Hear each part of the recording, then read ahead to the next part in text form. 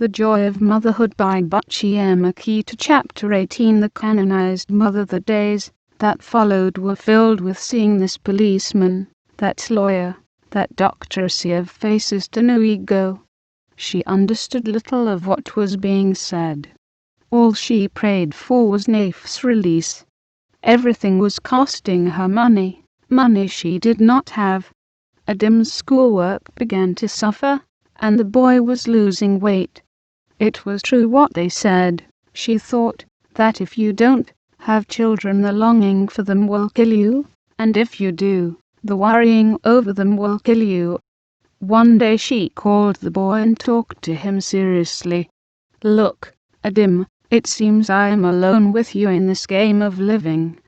Your father blames me and you, my children. Abuser people blame me. They say I did not bring you all up well, because I spent most of my time selling things in the market. They are predicting that none of you will come to any good. Are you going to fulfill their hopes by rejecting yourself too? You can blame me if you like, but listen, good son. So far you and your sister Tewo are my only hope. I hope in you too, not only that you will feed me in my old age, but that you will wipe the tears of shame from my eyes. So don't let yourself go. Face your schoolwork. It is your salvation. Do you know, Mother, I wrote to Oshia in the United States, and he said he was sorry for what has happened, and that he would pray for us all, but there was little else he could do. An unmistakable gleam of hope shone in Nuigo's tired eyes. So, the boy still remembers us. Zero Mike, I wish you had told me. May his guide help him. How was he? Do they treat him well over there? There was a slight pause during which Nuigo stared at her moving toes, and Adim looked closely at her in confusion. He did not understand his mother. Well, if you had asked me, she went on, I would have told you not to write him. He must be busy building his own future, worrying about it. It is very painful to be at that age. But, Mother, could he not have helped in any way? Nuigo smiled. How can he help us when he is not in his country? He probably does not have enough to eat. I know the abuser people say nasty things behind my back, but look, son, they are sending our only lawyer, Nwiz, to plead for your father, and I have to look for money to pay for your last year at school, and with my Kai helping me, I shall get it for you. So why do you have to worry Oshia when he is not in a position to help? I don't want him to worry or to think that he brought all this on us. When you reply, tell him that we all love him and that we all pray for him too. For the first time since he was young, Adim the tough boy, as they used to call him, broke down and cried. Mother, you say you will pray for him? Mother, he started all this. He did, and nobody else. It was anger over him that made our father lose his sense of direction. Nuigo laughed, and stretched out her work-worn hand to help Adim, who noticed with horror how bony his mother's hand was, and how all the veins that ought to have been covered with healthy flesh now stood criss-cross in relief. And her teeth, those teeth that used to be her pride, had been badly neglected, and were beginning to have black smudges round some of their edges. He knew his mother was not old in age, but she had never looked this old to Adim. She looked like a woman in her 70s. Oh, poor woman, he thought. Nuigo, unaware of his thinking, said, Don't blame anyone for what has happened to your father. Things have changed drastically since the days of his own youth, but he has refused to see the changes. I tried to warn him, but, no matter. The fact is that parents get only reflected glory from their children nowadays, whereas your father invested in all of you, just as his father invested in him so that he could help on the farm. Your father forgot that he himself left the family farm to come to this place. He could only help when he was well settled in a good job. For you, the younger generation, it's a different end of learning. It also takes longer and costs more. I'm not sure that I'm not beginning to like it. My only regret is that I did not have enough money to let the girls stay at school. So don't blame your brother for anything. And don't forget Oshir is my son, just like you. Some fathers, especially those with many children from different wives, can reject a bad son, a master can reject his evil servant, a wife can even leave a bad husband, but a mother can never reject her son. If he is damned, she is damned with him, so go and wash, put on your clean school uniform and hold your chin up. I shall see to it that your fees are paid before we leave. After that, I'm afraid, son, your life is in your own hands and those of your guy. Thank you, Mother, Adim said simply, and he determined to do well in his forthcoming examination. Many abuser people turned up at the hearing. Naif looked lost. He stood there listening to report after report about himself.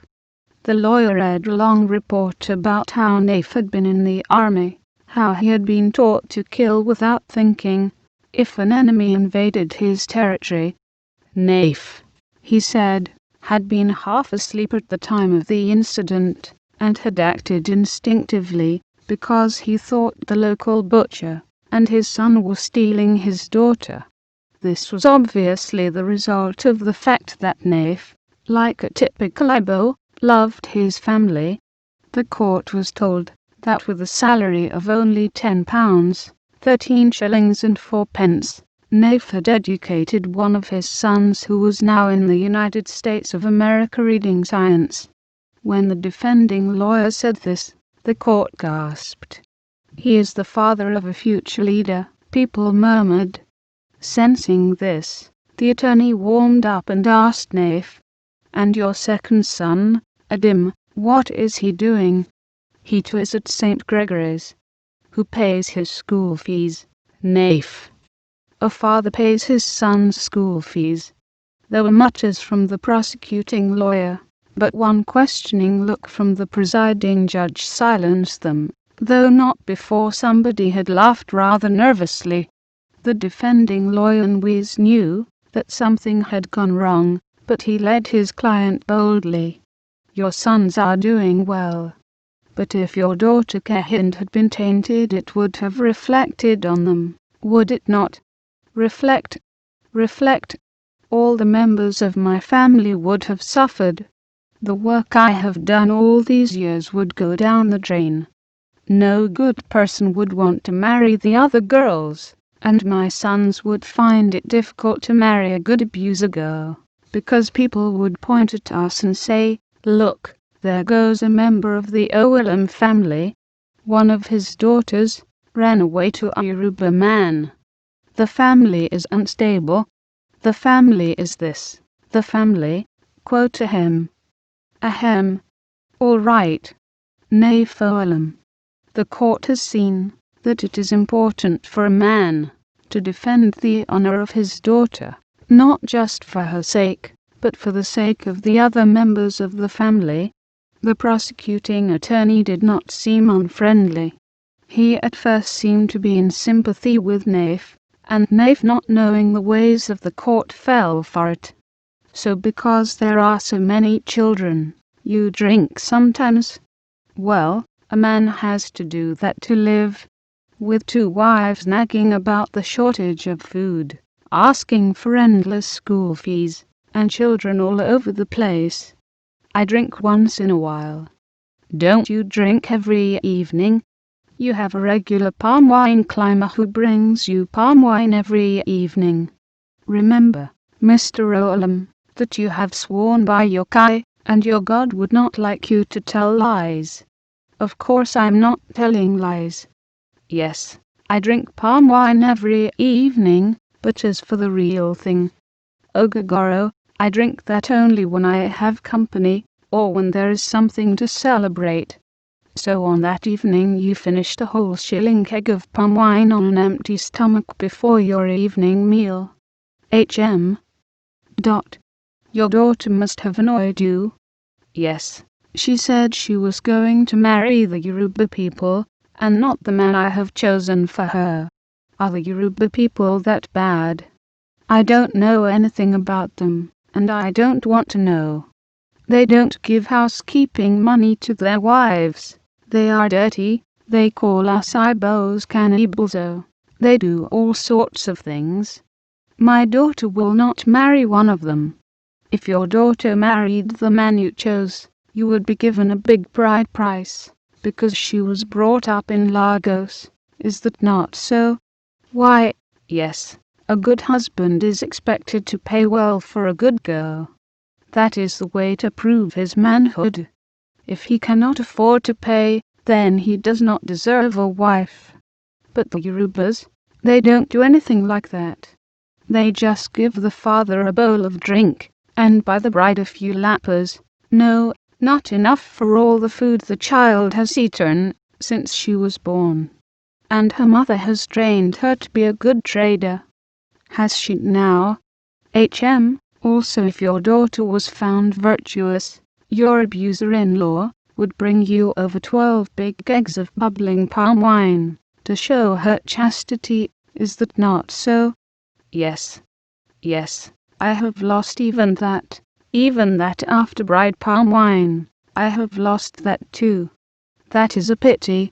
A great pity. So when you took the cutlass to your neighbor's house, you were not just fighting for the honor of your daughter, but for the bride price she would have fetched, and the palm wine your in-laws would have given you. Your honor, intervened Loyonwis timely before Naif made a greater fool of himself. Loyonwis led Nuigo through the bewildering experience. No, she had not known that her husband had had an argument with their daughter Kehind. She did not know that Kehind had a Yoruba boyfriend. She had not known that Naif had drunk too much. She had not seen him brandish a cutlass before. The cutlass was hers. She used it for breaking firewood. Naif kept it under the bed to frighten off any prowling robber. Yes, Naif was the best of fathers, the best husband a woman could wish for. Yes, he spent all his army money on his children. He had never stopped working, and even the sons of his dead brother had been trained by him up to standard 6. He loved his children dearly. Yes, he must have been sleepwalking when he threatened the butcher, and thank God, the boy whose shoulder had been cut was coming on fine. There was an obvious sigh of relief from Nuigo when Loyonwi sat down to allow the prosecuting lawyer to question her. You remember, Mrs. Olam, that you have sworn by the Bible, which is, like your Kai, very binding. Nuigo looked again at the innocent black book and wondered whether it had the power to make a liar go mad, as an angry Kai could. She nodded. She knew all that. Well, your second son is at St. Gregory's. Who pays his fees? I do. I pay his fees with the profits I make from selling firewood and other things. There was a suppressed ripple of laughter in the court. But your husband told us he pays the school fees. How is that? Yes, he pays the school fees. Do you mean the two of you pay Adam's school fees? No, I pay. The laughter that followed this could no longer be suppressed. Even the judge smiled unwillingly. Mrs. Olam, will you please explain? Naif is the head of our family. He owns me, just like God in the sky owns us. So even though I pay the fees, yet he owns me. So in other words, he pays. Oh, see? And you clothe and sometimes feed the family too. Nuigo nodded, not knowing that with that one nod, She had nailed the last nail in Naif's coffin. It became clear that she was doing nearly all the providing, and that when Naif was away in the army for 4 years, she had only received 2 allowances, even though she then had 5 children to look after. And he went on probing Nuigo. When your husband returned from the army, did he not go to Abusa? Yes, he did. What did he go for?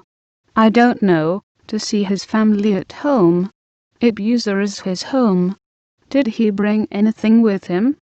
Yes, he brought a new wife. And did he not do something else in Abusa, say give someone a child? Yes, he made my senior wife pregnant. Her husband died, you see. 3/4 of the court was filled by Yorubas to whom this kind of custom was strange. They looked at the pathetic figure of Naif sitting there, being responsible for all these children. Even the judge looked at him with a kind of masculine admiration.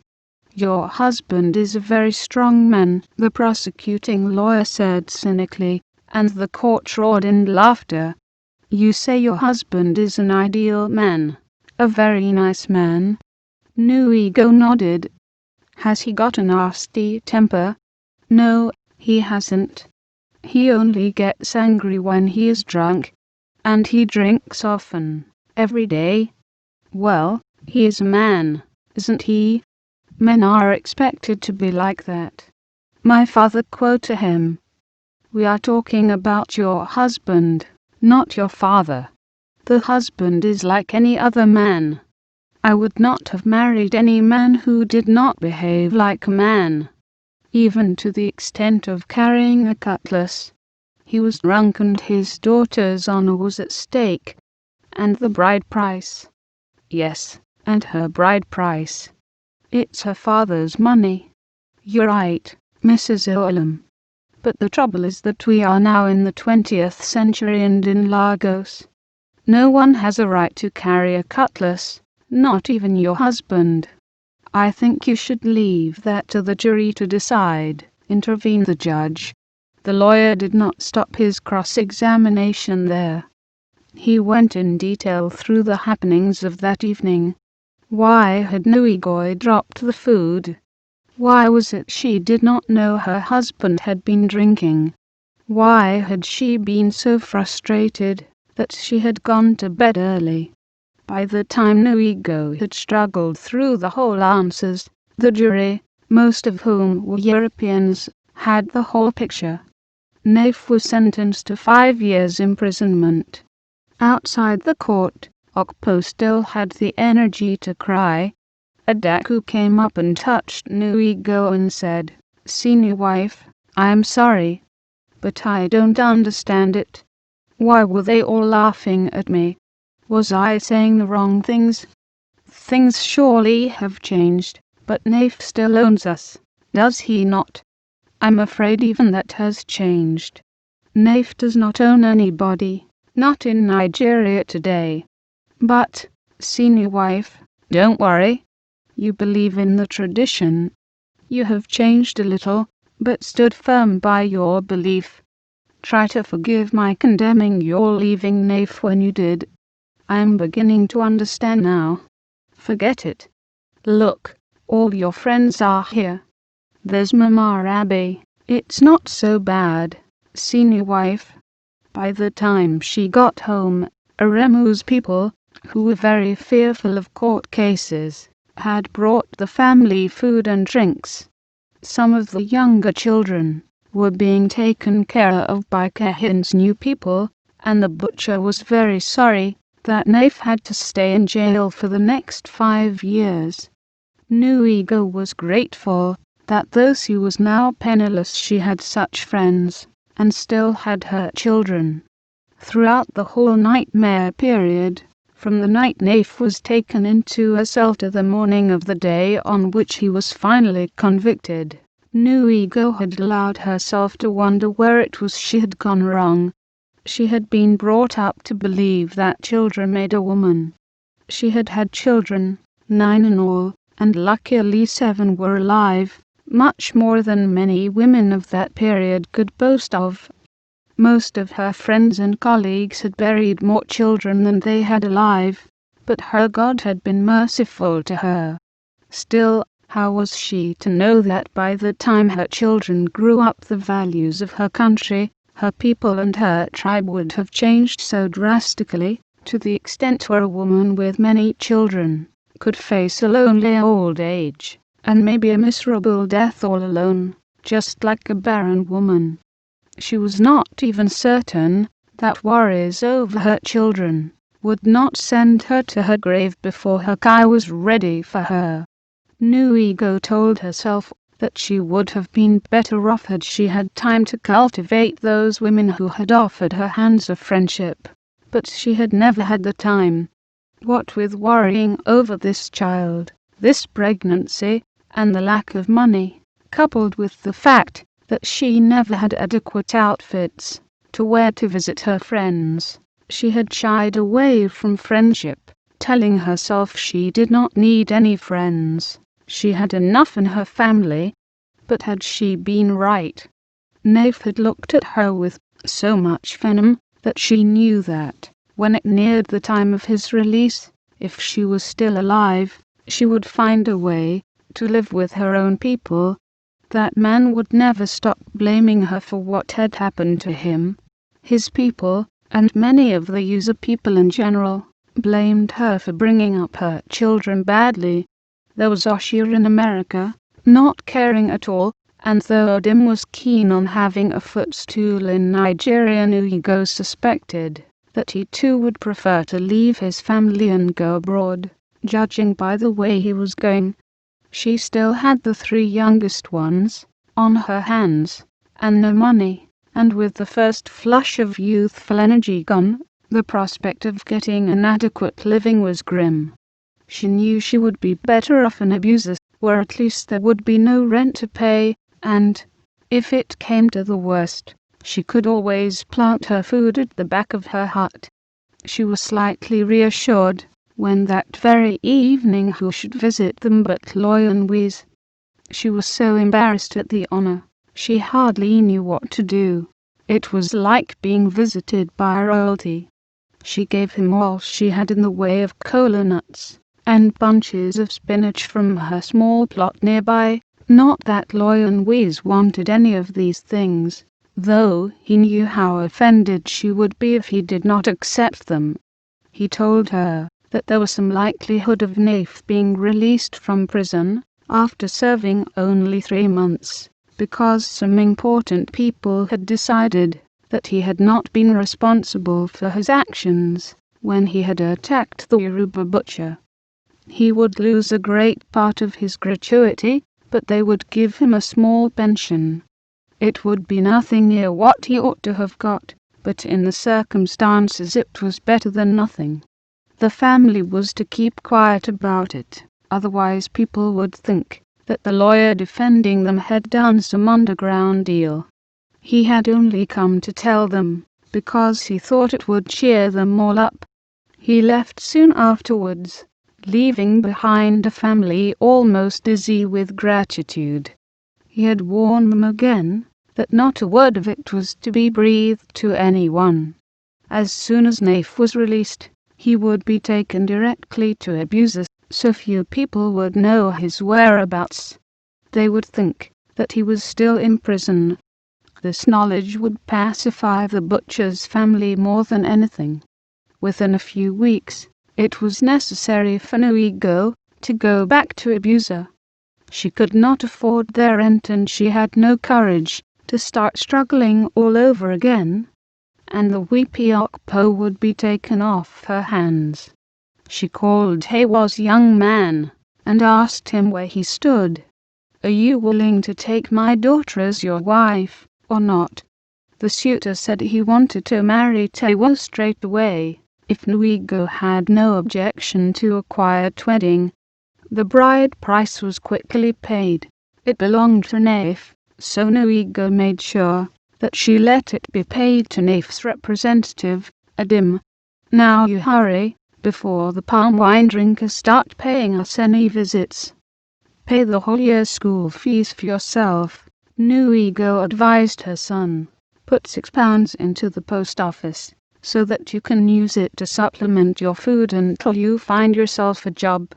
Abby said you can come and live with him as a servant. It will only be for a short while. Many people have volunteered their homes to you, but I want you to trust tested friends, not relatives. If you are hungry, you have 2 married sisters. You can go and eat with them. But don't do it too often, otherwise you lose your self-respect. It is better to lose respect among people who do not know who you are. Don't do it near a home, or it will rebound on your people. You must work partly for your keep, helping Abby to clean his shoes, wash his new motorcycle. New Ego spent £6 to get her daughter ready. She gave her enough cooking utensils to last a long time, and bought her many pieces of lacquer material. Adaku, too, surpassed herself. One would have thought it was her own daughter getting married. Even if it was to be a quiet wedding, it must be done in style. Tewa was a good girl, and had served her family, so deserved the best. She was married at St. Paul's in Buchi Emecheta, in a snowy white dress. Her husband was young and handsome, a well-educated man. Many mothers bit their nails and wondered why such a nice man should condescend to marry a girl from a family with so dubious a reputation. In the evening, after a long day of dancing and drinking and merrymaking, Tewa was taken to her husband's house in a car hired by their butcher neighbor from one of his relatives who was a taxi driver. The Yoruba in-laws made the whole thing more colorful than many people anticipated. They all attended the church in identical Asoebi cloths, and brought their own food and their friends. Tewa thanked her sister who, already pregnant, seemed to have gained the respect of her new home. A week later, with a truck packed full with odds and ends, New Ego left Lagos for Abuja, having said a fulsome goodbye to all her Lagos friends. With her went Namdio, who still refused to go to school, her second set of twin daughters, now aged 7, Okpo and her 2 children. Tewo's husband, Magnus, insisted that they take Abaya Jelly, one of the little girls, and though New Ego thought seriously about it, she did not want the child to grow up feeling she had been sent away. But, Mother, Magnus said to her then, your daughter was a virgin. By the look of things, we shall be starting a family quite soon. You are going to be busy settling down at home, and I will be the last person to trouble you about coming here to see your grandchild. So leave Abaya Jelly here with us. She will be able to start school and will help her sister in running the house. New Ego still hesitated. It came to the stage when Adim had to step in. He argued with his mother until they nearly reached Tid Motor Park, from where they were to set off. Look, Mother, Magnus is an enlightened man. He will see to it that Abaya Jelly is well brought up. Shall be better off in Lagos. What's more, you need a little rest, Mother. You have worked too hard all your life. You have to join your age group at home, dress up on weekdays, and go and dance in the markets. It's going to be a good life for you. Don't saddle yourself with so many children. But that's it, New Ego replied with tears in her eyes. I don't know how to be anything else but a mother. How will I talk to a woman with no children?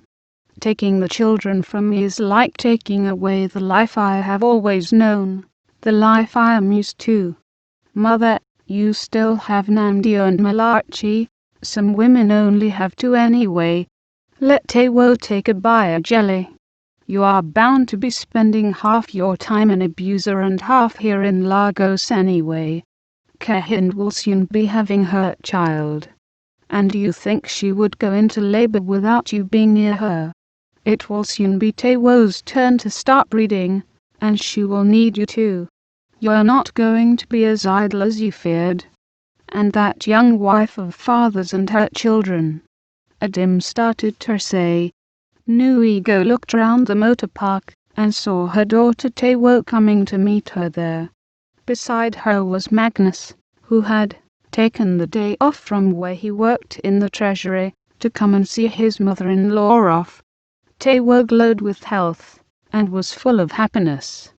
She was wearing a new cloth, a gift from Magnus, and looked very well-to-do. No one would have dreamed that she could only read and write very simply. They were joking, husband and wife, and she was laughing, pointing at something. He playfully hit her lightly with the folded newspaper he was holding. Then, seeing Nui go, they ran like schoolchildren towards her. Her cup of happiness was full. Yes, this was something. She was happy to see her children happy. When it was time for them to pack themselves into the mammy lorry that would take them to Abuser, Magnus and Adim insisted that Nuigo should travel in front, holding the baby Malachi with her, so that she would not have to worry. But the front costs 3 times what the back costs. Children, do you know what you are doing? Nevertheless, she went up to the front, to the envious glances of the other passengers. Mothers come first, said the driver with an exaggerated show of courtesy. She is your mother, is she not? She looks so young to be the mother of all of you. Nuigo stepped in like a queen to her coronation. Then she looked down and said to Magnus, 114 why son, take a bite jelly. See that in 15 years' time she becomes a well-educated miss. Yes, mother. She waved to her daughters, each of them standing by her husband Kehin pregnant, Taewo radiant and Abaya jelly held tightly and with love by Magnus. She waved, and they all laughed until they started to cry. Mother, pray for us, that our life will be as productive and fertile as yours, Kehin called after the moving lorry. The driver grinned at Nuigo. It's nice to have daughters, he remarked. Nuigo dried her tears and said primly, Oh, I haven't just got daughters, I have a son in America, a boy in grammar school, and another who is going to be a farmer. Oh, you are rich, madam, the driver said. You must tell me where you stay.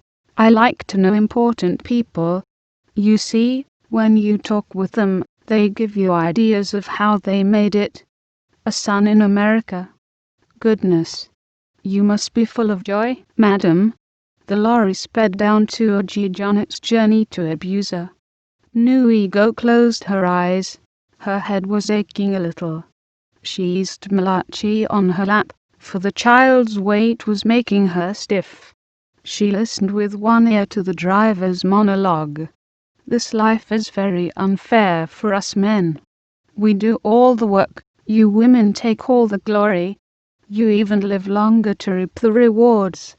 A son in America.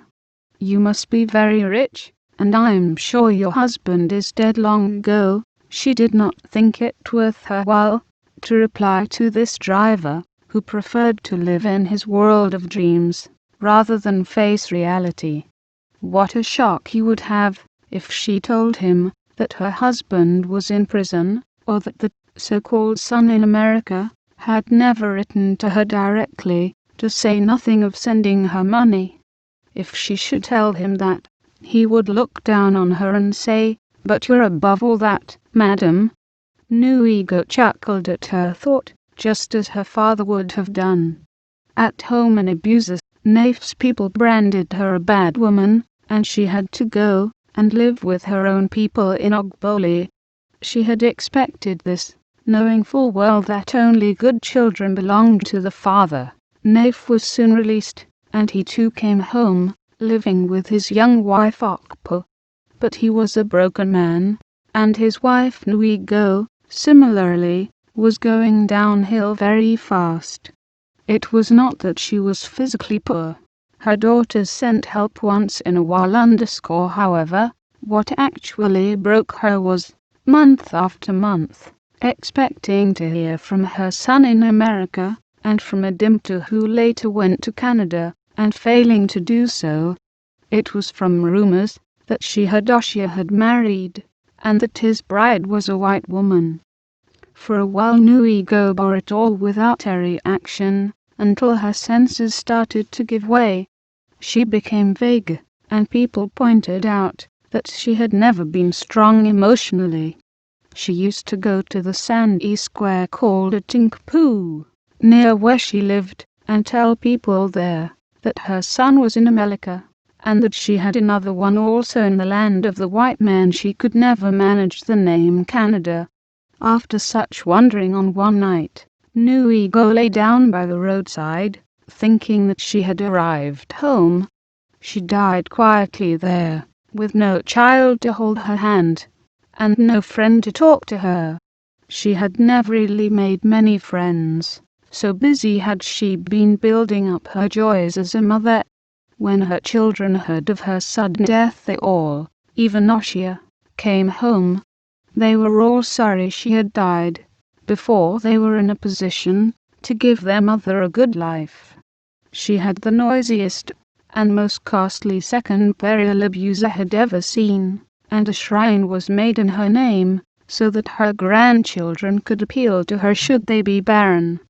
Stories afterwards, however, said that Nuigo was a wicked woman even in death because, however many people appealed to her to make women fertile, she never did.